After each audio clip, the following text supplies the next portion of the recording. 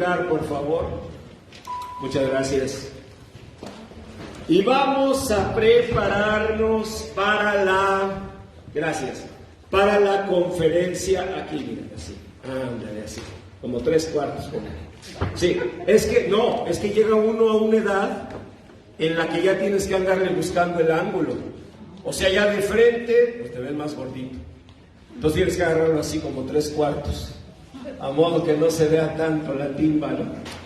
Bueno, pues vamos a prepararnos a la conferencia bíblica y para ello vamos a hacer una oración. Yo les invito a pedir a Dios en esta oración, pero de veras pedir que este año 2023, si Dios nos permite vivirlo, sea un año verdaderamente nuevo. Porque ustedes saben, uno dice feliz año nuevo, pero no necesariamente el año va a ser lleno de novedad, de nuevos proyectos, de nuevos caminos. A veces comienza el año y hay las mejores intenciones, pero ya por ahí de febrero volvemos a las mismas rutinas, a las mismas estructuras de pensamiento. Le llamamos constructos, los que nos dedicamos al comportamiento humano, y son verdaderas vías, rieles rígidos que, hagan de cuenta, hacen que uno pues vuelva a lo mismo. Y vamos a pedirle a Dios que nos dé novedad de vida, que el año 2023 sea un año verdaderamente nuevo. Y para ello, les digo, vamos a comenzar orando. Amén. Así que inclinen su rostro y diremos: Señor, en el nombre precioso de Jesús, que tu palabra eterna, la Santa Biblia, nuestro único tesoro de instrucción, nuestra única norma de fe y de práctica, hable a nuestros corazones, que con la unción de tu Espíritu Santo, Señor bendito, tu palabra viva y eficaz hable a nuestro corazón, y que tú produzcas en nuestro interior un año verdaderamente nuevo. Señor, que tu nombre sea glorificado, y gracias por este privilegio siempre inmerecido de predicar tu palabra. En el nombre de nuestro Señor Jesús. Amén. Amén. Da un aplauso al Señor y dile: gracias, Señor, porque estamos a 11 de diciembre.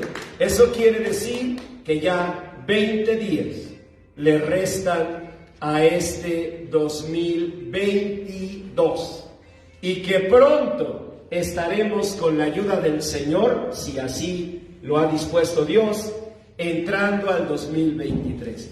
Pero ¿cómo será nuevo un año? Solo cuando nosotros tengamos en el corazón, en el alma, las enseñanzas de nuestro Señor. Miren, esta serie de mensajes, lo comento para los que tenían ratito de no venir, las comenzamos hace algunas semanas con una parábola de Jesús. La parábola de la perla de gran precio. ¿Qué nos enseñó el Señor en esa parábola? Algo fundamental, que solo se alcanza aquello en lo que se persevera. Solo se alcanza aquello a lo que no renuncias. Solo eso, porque habló de un hombre que buscaba perlas y un día, por no dejar de buscarlas, por no rendirse, por no abandonar sus sueños, encontró la perla de gran precio. ¿Recuerdan eso? Es una historia preciosa. Nos enseña una verdad. Solo se alcanza aquello en lo que en verdad se persevera. Si tú te rindes, te decepcionas, te frustras, te cansas, va a haber un momento en que no es que Dios no tenga la perla de gran precio para ti, sino que ya no supiste buscarla. Como decía Kipling, si en la vida encuentras cuestas que subir, descansar, acaso debes, pero nunca desistir. Nunca debemos desistir. Sobre todo porque nuestros sueños quizás no son solamente nuestros. ¿Saben qué dice la Biblia? Que Dios pone el querer como el hacer en nosotros según su buena voluntad. ¿Eso qué quiere decir? Que tal vez algunos de tus sueños ni son tuyos, son sueños de Dios, que Dios quiere realizar a través de ti. Así que si tú renuncias a tus sueños, capaz que estás renunciando hasta a un sueño de Dios. Dios tiene sueños, tiene anhelos, tiene propósitos y usa la vida de nosotros para cumplirlos. Así que bueno, perla de gran precio. El segundo mensaje fue acerca de la dracma perdida. Una mujer que tenía 10 dracmas, de pronto se le pierde una y se pone a buscarla. Y lo primero es pensar que pues era un asunto monetario, ¿no? Se le perdió una dracma, pues se pone a buscar por el valor económico de esa moneda, pero no era así. Lo que sucede es que para una mujer judía juntar sus 10 dracmas significaba una de dos: o que ya estaba casada y quería lucir su diadema de casada, o que estaba pronto la boda. Pero para una mujer siempre era una ilusión juntar sus 10 dracmas. ¿Y qué nos enseñó el Señor? Que tú no vas a ver un año verdaderamente nuevo si no le das un significado pleno, grande, a las cosas que tienes o que haces. Si lo ves como un mero asunto laboral, pues no va a tener la fuerza. Mire, yo doy una conferencia con el CENTE, no he tenido el privilegio con la CENTE, pero sí con el CENTE, con la SEP, en muchísimas escuelas. Se llama Sembradores de Vida. Y el propósito de esa conferencia es que cada educador, más allá de la labor profesional que desempeñan, cada educador pueda ver, reconocer y apreciar su vocación docente, que estamos en verdad sembrando vida. Y así lo creo. Y creo que cuando lo perdemos de vista, seremos todo: cultos, buenos académicos, tendremos capacidades pedagógicas, técnicas didácticas, pero educadores, eso no somos. Educar es templar el alma para enfrentar las adversidades de la vida. Eso decía Pitágoras, que lo asociamos mucho nosotros con matemáticas, pero él fue un gran filósofo órfico. Entonces, ¿qué necesitamos hacer? Necesitamos nosotros, como hijos de Dios, darle un significado. Tercer mensaje: el trigo y la cizaña. Dios nos confrontó con una verdad. En toda vida Dios sembró trigo. En nosotros hay habilidades, capacidades, talentos, dones, pero la vida siembra cizaña. Experiencias amargas, decepciones, mentiras, engaños, todo eso que va siendo cizaña.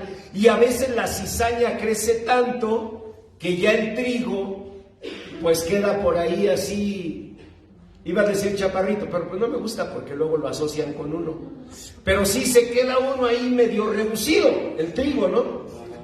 Y Dios nos enseñó que no debemos ocuparnos tanto de la cizaña, sino del trigo, porque los discípulos le dijeron a ese señor, los siervos: ¿quieres que vayamos y cortemos la cizaña? Y el dueño de la hacienda les dijo, no sea que por cortar la cizaña corten también el trigo. Déjenlos que crezcan, concéntrense en el trigo, y un día el trigo va a ser tan dorado tan áureo, tan hermoso, que la cizaña va a ser lo que es, hierba seca. En otras palabras, ¿qué aspectos de nuestra vida al pasar los años serán hierba seca en comparación de la bendición del trigo que Dios puso en nuestra vida?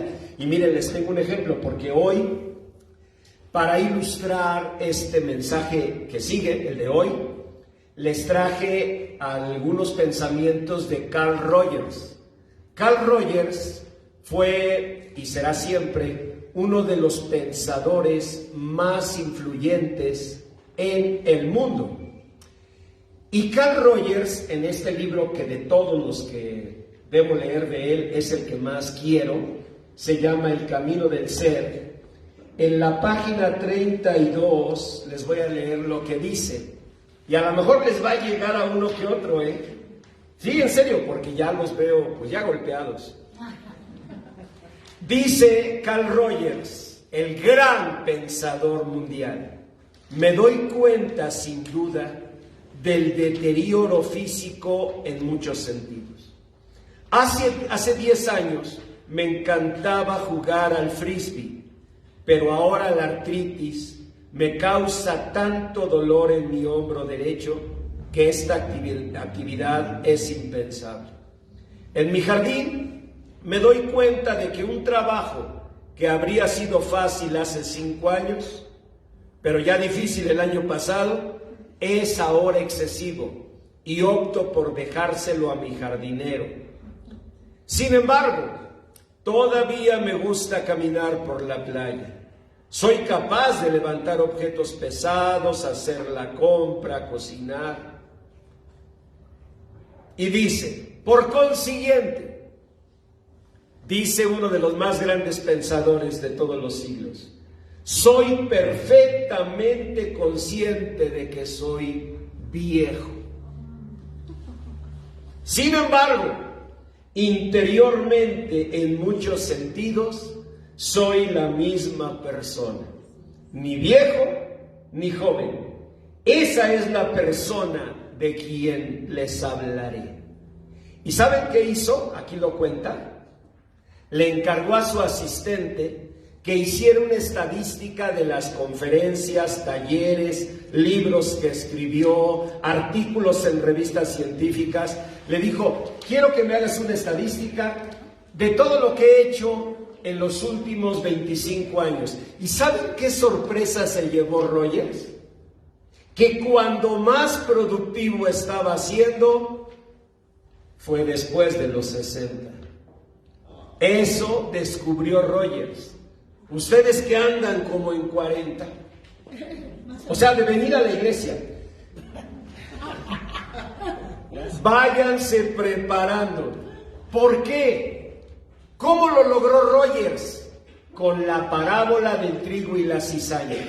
No viendo la cizaña, viendo el trigo. El trigo en su vida, ¿qué era? El trigo en su vida era su gran capacidad intelectual, su análisis profundo, su planteamiento fundamentado de todos los asuntos del comportamiento humano. Ese era el trigo. ¿Qué era la cizaña que nos está contando aquí? Pues que le dolía el hombro derecho. Hagan de cuenta ustedes que ya se levantaba y como que crujían las sillas, ¿no? O sea, ese tipo de cosas. ¿Son reales? Claro que son reales. Por eso dijo, ¿se acuerdan? Estoy convencido que estoy viejo, pero hay algo dentro de mí que no es ni joven ni viejo. De esa persona quiero hablarles. ¿Qué quiere decir? Quería hablarnos del trigo, de la cizaña. ¿Para qué hablamos? Y menos, digamos, delante de ustedes, como que no es tema, ¿no? Hablar de edad. Tuviera yo con muchachitos, pues es otra cosa. Pero, pues no todos somos jóvenes. Entonces, bueno, no, ya en serio, yo sé que es un tema que sí nos hace ruido, pero en cada época de la vida hay cizaña. Yo les conté mi niñez, llena de pobreza. No teníamos para comprar carne. Llegas a una edad, ya tienes posibilidades, puedes comprar la carne, pero ahora ¿con qué muelas? Si ya se me cayeron. ¿Ven? Entonces fui vegano toda mi vida. De niño por necesidad, de viejo por falta de muelas. Entonces mejor la verdurita. ¿Ven? Y podríamos aquí ponernos a llorar contando de cizaña. ¿Qué dijo el Señor? No, ustedes deben ocuparse del trigo.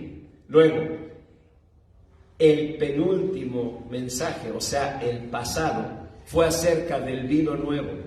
¿Saben de qué hablamos? De esa parábola hermosa donde el Señor dijo: ¿de qué sirve que te dé vino nuevo si los odres, los barriles, los recipientes, las estructuras de tu pensamiento son viejas? No va a servir de nada el vino nuevo. Y yo les di un ejemplo de mi propia vida de eso. Aquí en vivo vieron cómo confundí dos historias. La de los jugadores de fútbol, unos muñequitos, y la de los soldaditos de plomo. Algunos mirando me dirán: pastor, se le confundieron las historias porque ya, pues también su cabello pinta canas. Y como dijo Silvio Rodríguez, a mi edad la cabeza se trastoca. Sí es cierto, pero miren, de todas las capacidades que Dios me dio, creo que la memoria es algo que permanece por su gracia, digamos, en buen estado. Porque sigo impartiendo conferencias, cursos, y no he notado que por ahí me agarre la chiripiorca. Entonces no fue por eso. ¿Saben por qué fue? Por estructuras de la mente, sistemas interpretativos de vida. Es decir, al yo concebirme como un niño excluido, marginado y pobre, eso hace que yo sin querer pinte de ese mismo color todas las vivencias. Ese es un ejemplo en vida de cómo la mente forma estructuras tan rígidas que después, aunque Dios te bendiga, tú no lo ves. Tú lo pintas del mismo color. Incluso les compartí un poema de Miguel Hernández, poeta español de Orihuela, que dice justamente así: umbrío por la pena, casi bruno, porque la pena tizna cuando estalla. Donde yo no me hallo, no se halla hombre más apenado que ninguno. Pena con pena y pena desayuno. Pena es mi paz y pena es mi batalla. Perro que ni me deja ni se calla, siempre a su dueño fiel pero importuno. Cardos, penas me oponen su corona. Cardos, penas me azusan sus leopardos, y no me dejan bueno hueso alguno. No podrá con la pena mi persona, circundada de penas y de cardos. Cuánto penar para morirse uno. ¿Lo ven? ¿Qué quiere decir? Que cuando sufrimos, si no nos damos cuenta, nos circundan los cardos y las penas. Y como si tuviéramos una brocha, pintamos todo del mismo color. Paint it black, decía Mick Jagger. No sé si llegaron aquí los Rolling Stones a México. Bueno, no que hayan venido, me refiero que los hayan escuchado ustedes. En Radio Capital, en Radio Variedades, La Pantera. ¿Quién llegó a escuchar La Pantera?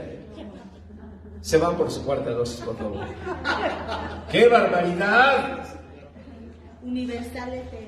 Ah, bueno, todavía la música que llegó para quedarse. RH, Radio Barrilito. Ah, no, Radio Sinfonola. RH, Radio Sinfonola, la que regala flores. ¿No? Ok, olvídense. No, obvio, señorita Anita, usted se ve romántica. La hora de los novios comienza por la tarde. ¿Sí se acuerdan de eso? No llore, Anita, no llore. Bueno, no, es que esos recuerdos sí te pegan, pero duro, ¿no? Bueno, ¿pero qué? ¿Por qué salió lo de Ready Maribel? Ah, Paint It Black. Eso decía Mick Jagger, ¿no? Píntalo de negro. Que quiere decir, es lo mismo. Y eso viene por esas estructuras. Bueno, ya, olvídenlo. Total que llegamos al mensaje de hoy. ¿Y saben cuál es? La parábola del hijo pródigo. Fíjense cómo Dios es bueno. No se paran en la iglesia en un año y cuando vienen les toca la mejor parábola. Eso es gracia y amor de Dios. Muy bien. Entonces, amén.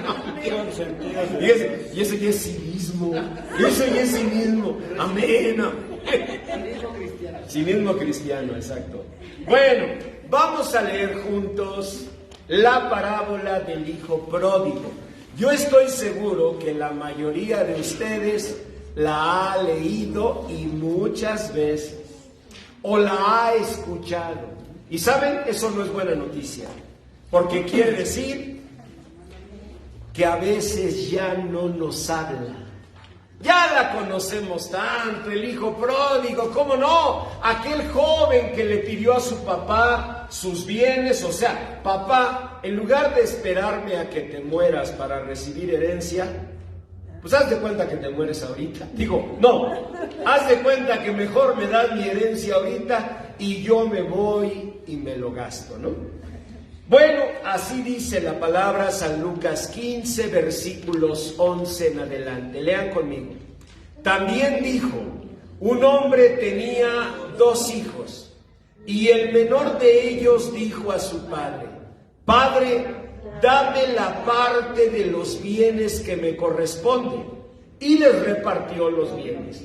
No muchos días después, juntándolo todo el hijo menor, se fue lejos a una provincia apartada y allí desperdició sus bienes viviendo perdidamente. Y cuando todo lo hubo malgastado, vino una gran hambre en aquella provincia y comenzó a faltarle. Y fue y se arrimó a uno de los ciudadanos de aquella tierra, el cual envió a su hacienda para que apacentase cerdos. Y deseaba llenar su vientre de las algarrobas que comían los cerdos, pero nadie le daba. Y volviendo en sí, noten que está subrayado en letras bold. ¿Cómo le dicen ustedes aquí en México? Negritas, negritas. Está muy bien, little blacks. Ok, perfecto. Nosotros le decimos bold. Y dice, y volviendo en sí dijo, ¿cuántos jornaleros en casa de mi padre tienen abundancia de pan y yo aquí perezco de hambre? Me levantaré e iré a mi padre y le diré, Padre, he pecado contra el cielo y contra ti. Ya no soy digno de ser llamado tu hijo. Hazme como a uno de tus jornaleros. Y levantándose, vino a su padre. Y cuando aún estaba lejos, lo vio su padre y fue movido a misericordia. Y corrió y se echó sobre su cuello y le besó. Y el hijo le dijo, Padre, he pecado contra el cielo y contra ti, y ya no soy digno de ser llamado tu hijo. Pero el padre dijo a sus siervos, sacad el mejor vestido y vestidle, y poned un anillo en su mano, y calzado en sus pies, y traed al becerro gordo, pobre becerro, y matadlo por gordo, y comamos y hagamos fiesta, porque mi hijo muerto era y ha revivido, se había perdido y es hallado. Y comenzaron a regocijarse. Es una historia preciosa. Nos hace ver que en Cristo hay una oportunidad que la vida no siempre nos concede.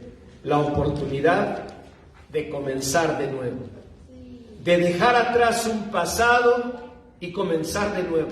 Y es una capacidad que algunos tienen, espíritus altos, que lo logran. Carl Rogers los llamó personalidades altamente funcionales. Así le llamó Rogers. Déjenme contarles esto. Uno de los privilegios más grandes que tuve en mi vida académica, fue estudiar en la Universidad de Wisconsin en los Estados Unidos. Para mí fue un gran honor. Y a mí me hubiera encantado ir a la Facultad de Psicología, donde estudió Carl Rogers, y haber preguntado dónde se sentaba Rogers, y sentarme un momentito allí. Habría sido un gran privilegio, porque cuando supe que me iba a estudiar a Wisconsin, en mi mente siempre estuvo, allí estudió Carl Rogers. Pero mi sorpresa fue que llegando allá me entero de esto. Me dijeron, sí, estudió aquí, pero no estudió psicología. ¿Cómo? No, él estudió agronomía. ¿Agronomía? No, yo le estoy diciendo, Carl Rogers, el gran psicólogo, el gran pensador mundial. Sí, Rogers. Estudió aquí agronomía. Se graduó como ingeniero agrónomo. ¿Y cómo es que llegó a ser ese gran psicólogo? Por una capacidad que se dice fácil, pero que implica la vida entera. La capacidad de llegar a un punto en tu vida. Y como dice la palabra del Señor, deteneos y mirad por los caminos, cuál sea el camino bueno. La capacidad que tienen algunos de llegar, pararse, detenerse, reconocer, estoy obrando mal. No debo actuar así. Yo sé que no es feliz, pero tiene su hogar. Porque la conocí y la llegué a querer. Ah, no, esa es una canción, ¿no? Esa es una canción. Fíjense que eso sí me ha estado pasando. Se me cruzan los textos filosóficos con las canciones. Bueno, olvídenlo. Pero llegar a reconocer, estoy mal. Esa capacidad. Rogers estudió agronomía. Y graduado, dice, pero yo quería estudiar psicología. ¿Qué debe hacer? Pues estudiar. Empieza de nuevo.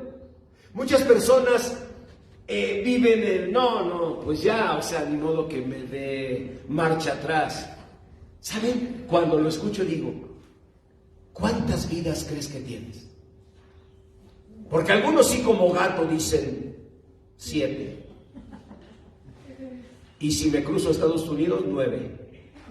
¿Sí sabían eso? Sí, allá la superstición es que los gatos tienen 9 vidas. O sea, gato que se brinque la frontera, agarra 2 vidas de más. Porque en México tienen 7. Bueno, entonces a veces le digo, ¿cuántas vidas crees que tienes? Pues no sé, pastor. Tienes una. La Biblia dice que está establecido que los hombres, las mujeres, mueran una sola vez y después el juicio. No hay otra oportunidad. El eterno retorno, la palingenesia, la metempsicosis, todo eso que los griegos formularon, es el anhelo del ser humano de no morirse. ¿Sí? Pedro Infante no ha muerto. Pasó aquí esta mañana, dice Arjona. ¿O no? Claro, ¿por qué? Porque no queremos lo que se ama. ¿Qué dice Arjona? ¿Cómo? No sé, ¿saben canciones de Arjona? Sí. Lo que se ama nunca muere. Sí, yo entiendo todo eso, pero en la realidad tenemos una vida. Y si tú y yo no realizamos en esta vida la bendición de Dios, no la vamos a realizar nunca en esta tierra. Claro, me dirás, pero allá en el cielo, allá en el cielo, allá en el cielo. Sí, allá en el cielo. Sí, por supuesto. Pero, ¿qué decía David? hubiera yo desmayado si no creyese que veré la bondad del Señor en esta tierra de vivientes. David quería la bendición de Dios en el cielo, pero David quería ver la bendición de Dios en esta tierra. Y si tú la quieres ver y tomaste un camino equivocado, debes tener la capacidad de pararte, como dice la palabra, deteneos, mirar y decidir el buen camino. Carl Rogers, el autor de este libro que quiero tanto, El camino del ser, o de este otro, El poder de la persona. Les traje solo estos dos porque pues, la verdad ya a mi edad ya hay que calcular la cargada. Pero tiene libros, obras maravillosas. Y ese hombre dijo que las personalidades altamente funcionales son las que tienen esa capacidad. Ir por la vida, ver que me equivoqué y comenzar de nuevo. Dijo que había 4 capacidades en ellos. Fíjense la primera, apertura a la experiencia. ¿Saben qué es eso? Conciencia. Apertura a la experiencia, abrir los ojos. ¿Saben qué me maravilla de la palabra de Dios? Que todo esto que uno lee y aprende en pensadores como Rogers, como Freud, como Jung, como Maslow, en todos ellos, ya Dios lo había dicho en la Biblia. Eso me maravilla de la palabra de Dios. Porque en la Biblia es la misma historia, pero Dios dice así, verso 17 de San Lucas 15 que estamos leyendo. ¿Cómo dice? Y volviendo en sí, qué expresión tan fuerte. Ese hombre, ese joven, ese hijo, ¿cómo estaba? ¿Saben cómo estaba? Estaba absorto, estaba viviendo una vida falsa, estaba viviendo una mentira, y tuvo que, volver en sí, como alguien a quien tomamos y le obligamos a despertar. Despierta, despierta, Débora, le decía el Señor a esa gran mujer. Débora estaba viviendo un sueño. Tenemos 14 mecanismos de defensa al menos para meternos en un sueño, en una fantasía, para negar nuestra realidad. Rogers decía que lo primero que necesitas para ser capaz de cambiar es apertura, decía, a la experiencia, conciencia. En otras palabras, mientras sigas en esa tramoya, en ese escenario que hiciste de tu vida, donde tu yo ideal, tu yo social, son los que aparentemente viven y salen en escena, mientras tu yo real está detrás de las cortinas, o llorando de tristeza, o temblando de miedo, o encolerizado de ira. Ese yo real es el que deberíamos conocer. Este joven de la parábola del hijo pródigo volvió en sí. De pronto, no fue solamente el decir, creo que estoy mal. No, fue el despertar y decir, ¿qué estoy haciendo? Estoy destruyendo mi vida. Estoy destruyendo la bendición de Dios. Despertar, tomar conciencia, volver en sí. Rogers lo llamaba apertura a la experiencia. El problema, dice la palabra de Dios, anoten 1 de Timoteo 4:2. No lo busquen porque de aquí a que lo encuentran pues se nos acaba el tiempo del mensaje. Sí, la verdad, mejor anótenlo y en la semana con calmita. 1 de Timoteo 4:2. Dice la palabra de Dios que el problema es que tenemos una conciencia cauterizada. ¿Saben qué significa eso? Que ya no somos sensibles, que ya mensajes van, mensajes vienen, consultas van, consultas vienen. Yo he tenido pacientes que a veces me impresionan porque me dicen: ¿a qué escuela pertenece? ¿Yo? Sí, a la Sistémica de Palo Alto, California. Esa fue mi formación. No, pues es que, o sea, la verdad, eres finillo desde chiquillo, ¿qué otra cosa vas a tener, no? Le digo, ¿por qué? Porque he estado en terapia Gestalt, he estado en psicoanálisis. Y así me empiezan a dar su currículum. Le digo, ¿y por qué a lo mejor ya te metes a dar clases? No, porque ya eres un toro muy toreado. O sea, imagínate, has capoteado a los mejores psicólogos del mundo. No, ya eres un toro muy toreado. Ya deberías mejor dar clases. Y le digo, la pregunta no es, o no debe ser esa, sino, ¿de qué te ha servido? ¿No? Porque si tú no llegas a ese punto de tu vida, tomas conciencia y generas un cambio, ¿de qué sirvió? Ahora viene, pues digamos lo que la palabra dice, es que la conciencia está cauterizada. Exacto. Entonces no tomamos plena conciencia. Sí, de repente, como que por un flashazo, así en serio, un flash, hagan de cuenta como que vemos, ay, creo que estoy mal. A veces es un flashazo tan fuerte que decimos, ay, Señor bendito, ayúdame. Pero conciencia no tomamos. Una conciencia liberadora, transformadora, un decir, hey, ¿qué estoy haciendo? Como si fuéramos por un camino equivocado. Yo les conté alguna vez que de regreso de Mérida hacia la Ciudad de México, venía yo por la autopista de noche y les conté que casi llegando a Tierra Blanca, que ni es blanca, pero y tampoco hay tierra, pero bueno, así se llama. Casi llegando a Tierra Blanca hay una desviación que dice Veracruz y decía Tierra Blanca. Y yo dije, ay, pues yo creo que voy a Veracruz.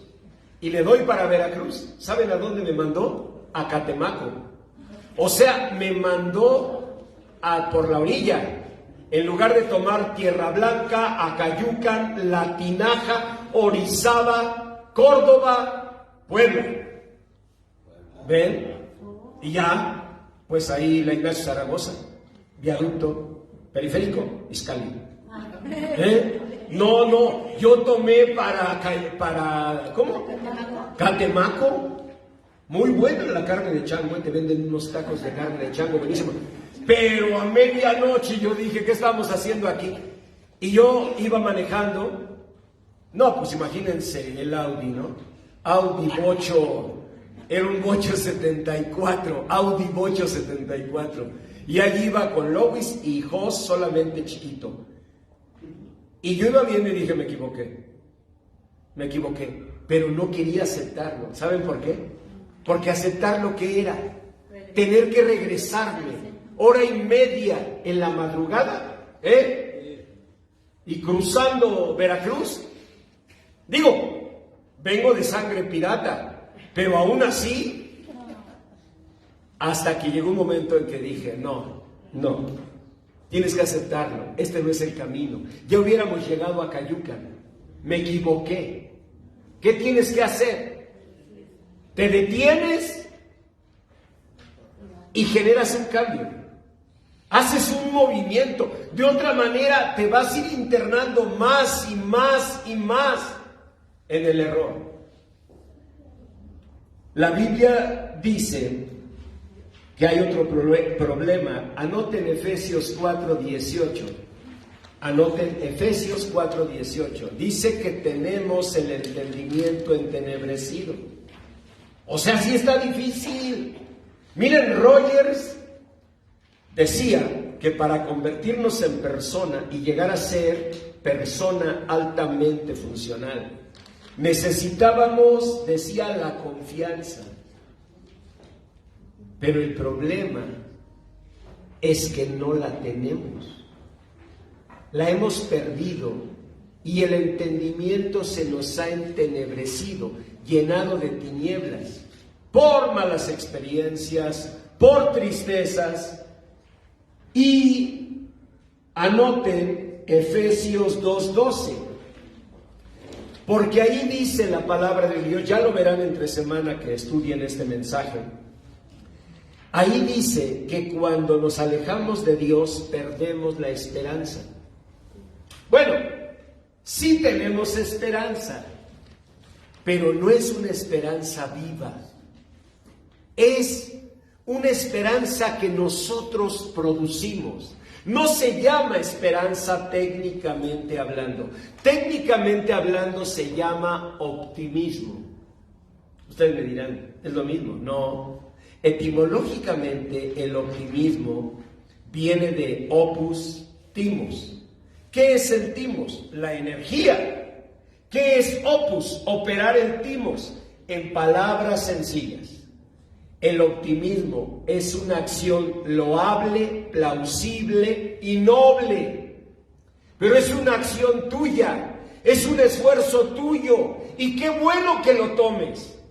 Pero para resistir en la tormenta no basta un esfuerzo tuyo. Les voy a dar un ejemplo de un esfuerzo humano. Chequen dato. Vean el vientre plano del pastor.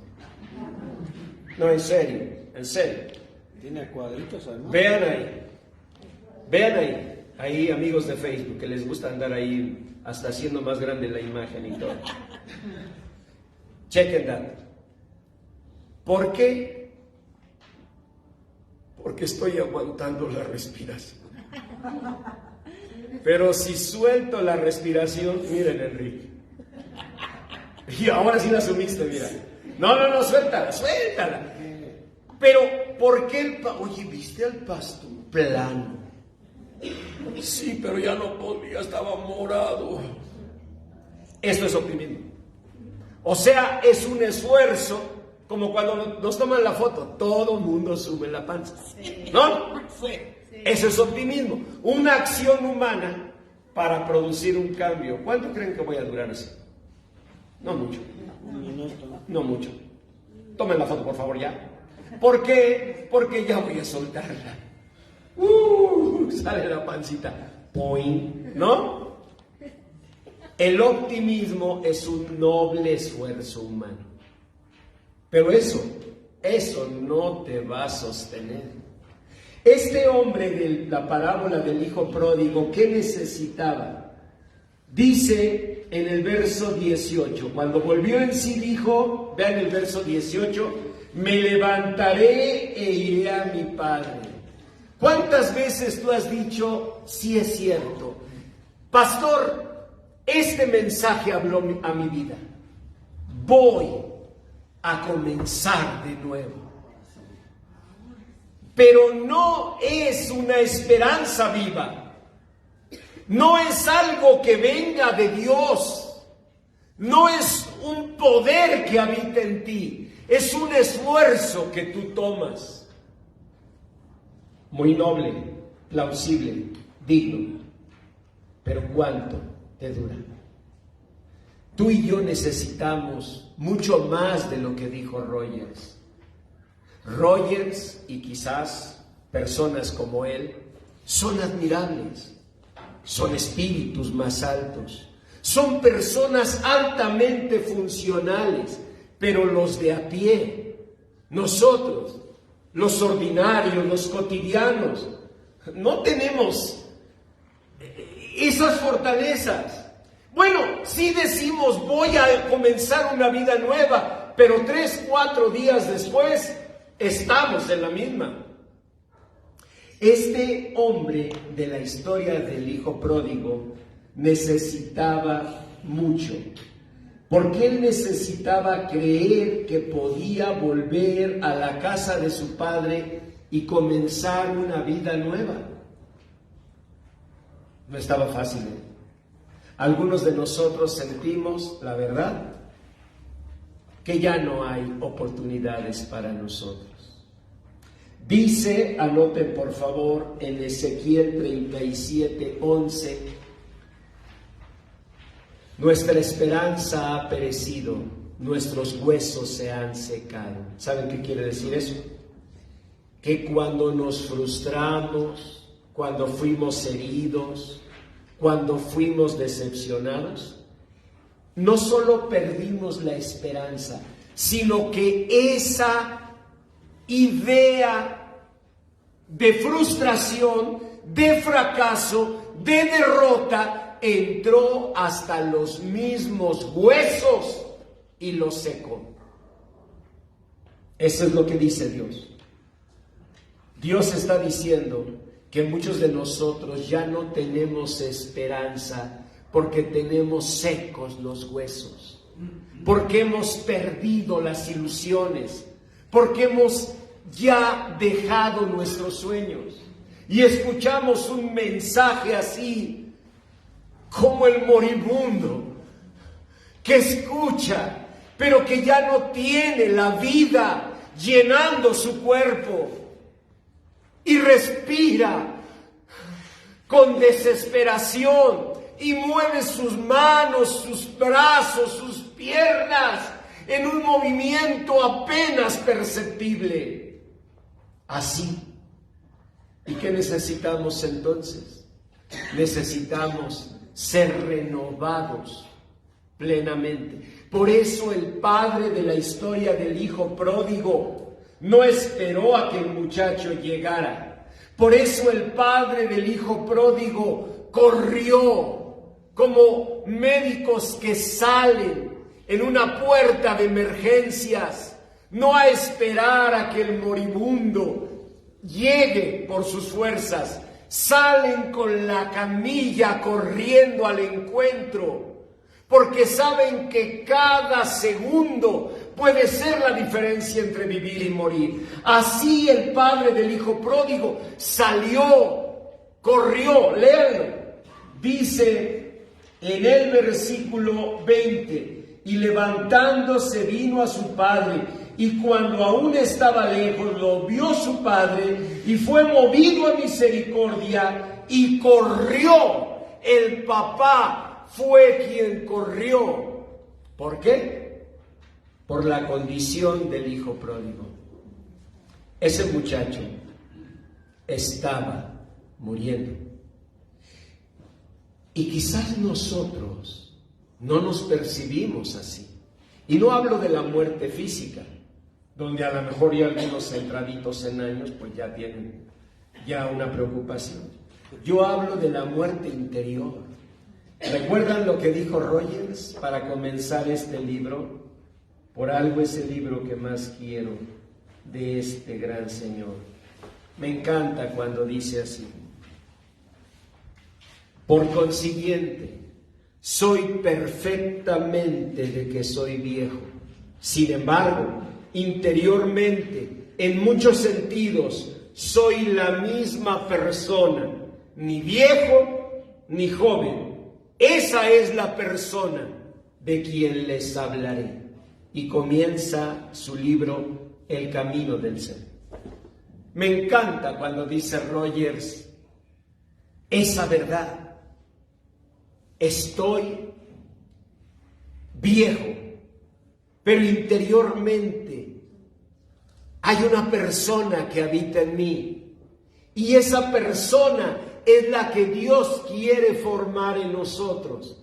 Dice la palabra que el Señor está a la puerta de nuestro corazón llamando, que si alguno oye su voz y abre la puerta, dijo el Señor, yo entraré a él y cenaré con él y él conmigo. Yo recuerdo cuando era un joven de 19 años y comencé a leer la palabra de Dios, eso de la cenada siempre me llamó la atención.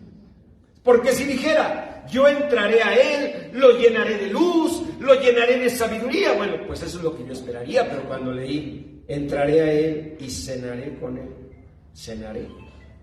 ¿Por qué Dios dice que quiere cenar con nosotros? ¿Saben por qué? Porque para un judío, si algo hay íntimo, si hay algo familiar, es la cena. Quiere decir que el Señor lo que nos expresó fue: quiero que tengamos una comunión familiar. Ustedes a lo mejor ahorita mismo, damas que vienen con bonitas zapatillas, nada más les punzan los deditos, pero pues antes muerta que mal vestida, ¿no? Exacto. Y entonces andan aguantando. Pastor, ¿cómo está? Y yo, bien, qué gusto de verle. Y tú con el dedito gordo que te dice: vámonos a la casa, vámonos ya a la casa, por favor. ¿Y qué hacemos al entrar al automóvil con la familia? Número uno, te quitas la zapatilla. Ay, ya no aguantaba. Y el dedo gordo por fin se libera, bendito sea Dios. ¿No? ¿Por qué si lo hacemos ahí? Porque estamos en familia.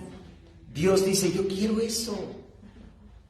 Quiero que así te sientas. Lástima que esto se convirtió en religión, ¿no?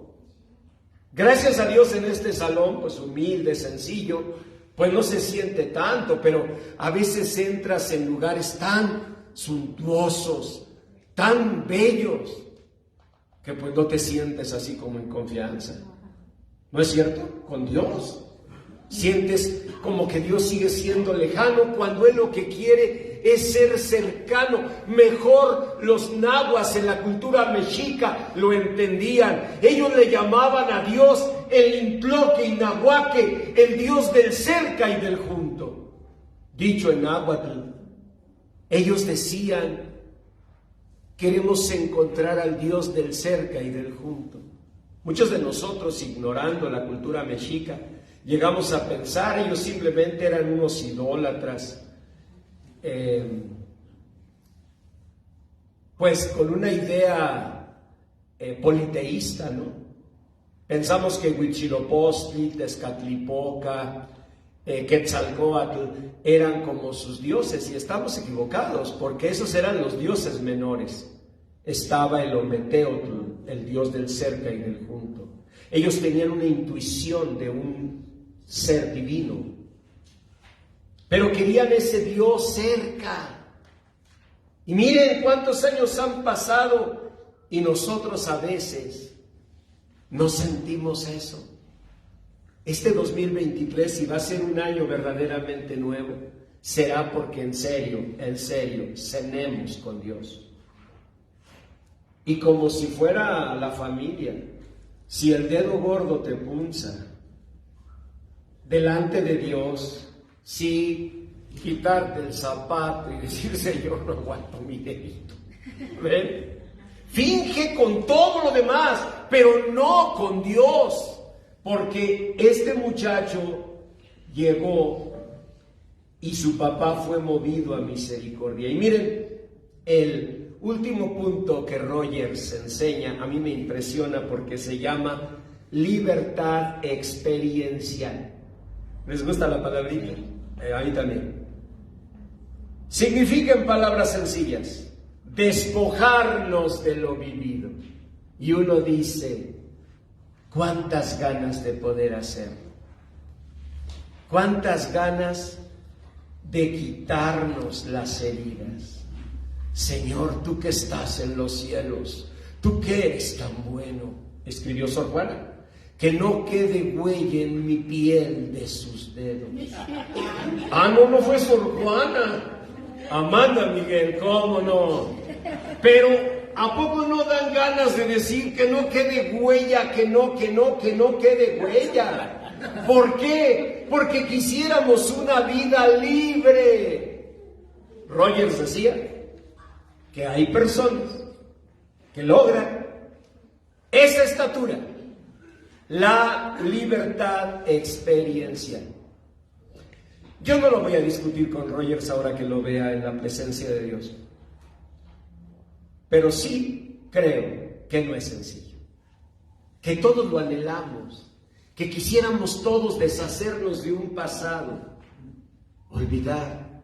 No creo que pueda olvidar. ¿Ven? Bueno, vienen muchas canciones. Les digo que se me andan cruzando las canciones con los textos filosóficos y psicológicos. Pero también la edad.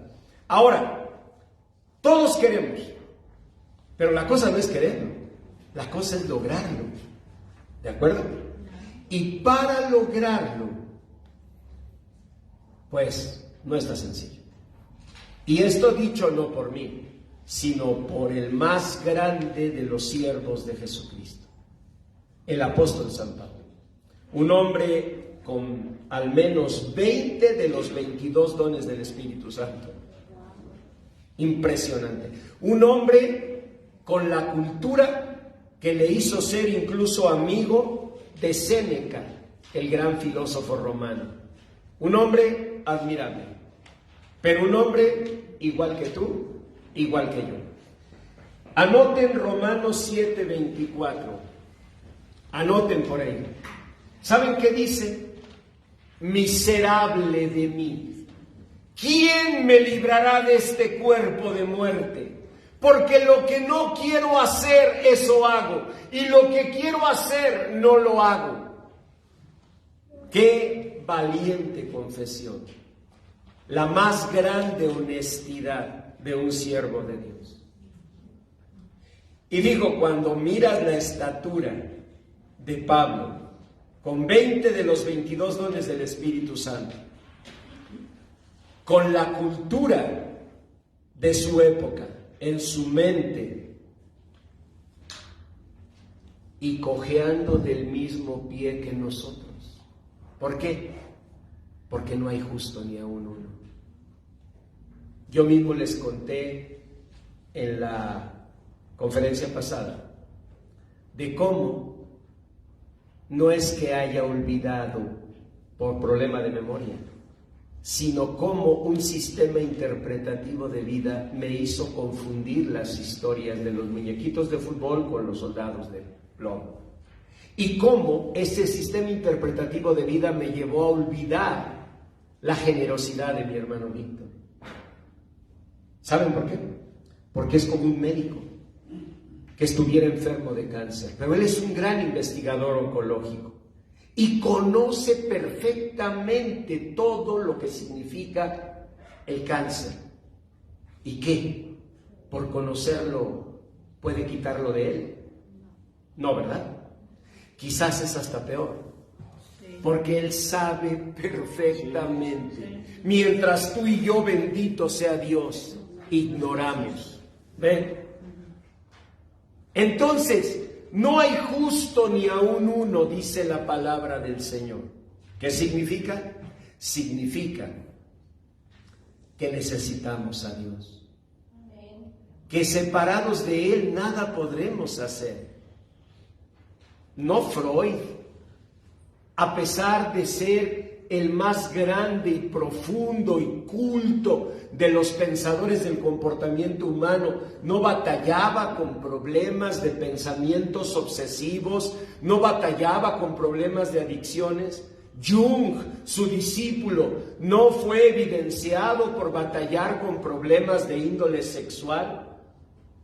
Es decir, si esos gigantes a fin de cuentas eran como nosotros, no es lo mismo que nos enseñó Santiago en su carta, Santiago apóstol, cuando dijo que Elías era un hombre sujeto a pasiones como las nuestras. Cuando pensamos en Elías, ¿en qué pensamos? En el más grande profeta del Señor, un hombre que pedía lluvia y Dios daba lluvia, que pedía fuego del cielo y descendía fuego del cielo. Pero un día, una señorita, eso sí que era como el carambas, se llamaba Jezabel, lo amenazó. Y Elías huyó y entró en una depresión profunda. Alguien dirá, pues el miedo, pastor. No, Miren, podríamos pensar que es el miedo. El miedo fue el factor que precipitó el problema.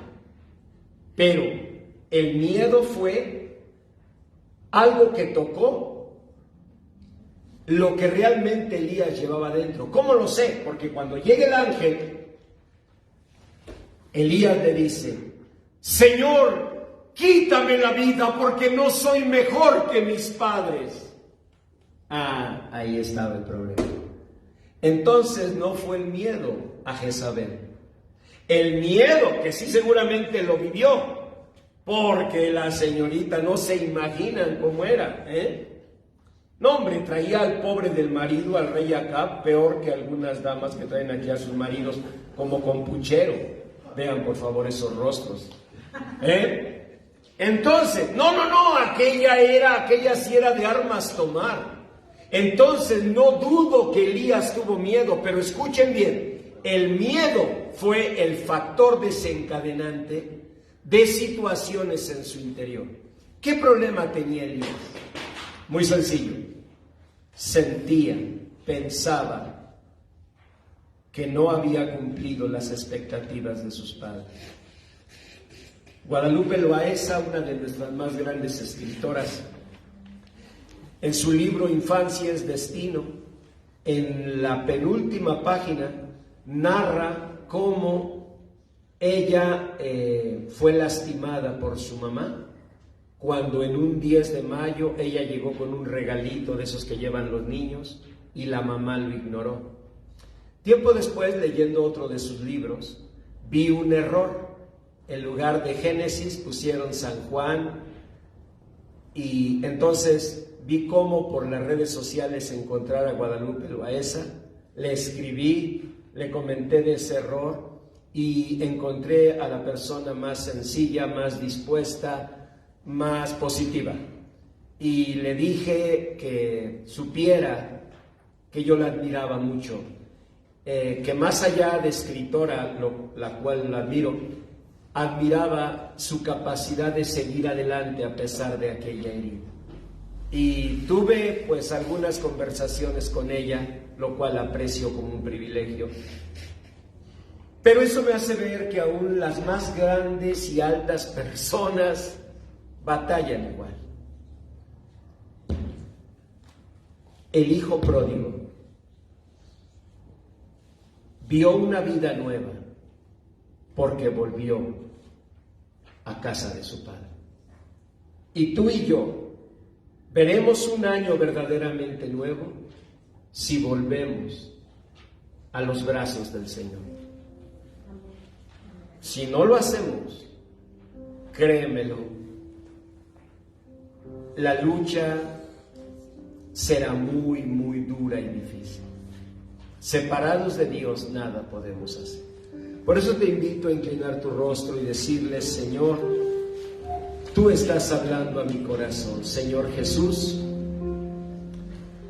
tú estás a la puerta de mi corazón llamando. Yo oigo tu voz, Señor. Abro la puerta. Ven, Señor Jesús. Yo te recibo como Señor y Salvador de mi vida. Quiero caminar contigo con verdad, con sinceridad.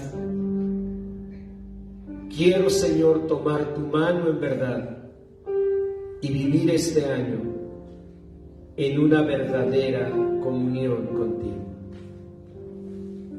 Gracias, Señor bendito. Gracias por la palabra que me has dado, por la oportunidad que me das de comenzar de nuevo, de tomar tu mano y volver a empezar tal como hizo el hijo pródigo. Así, Señor, que tu abrazo, tu misericordia y tu amor me permitan comenzar un año verdaderamente nuevo. En tu nombre, Señor Jesús, te doy gracias. Amén. Amén. Demos un aplauso al Señor.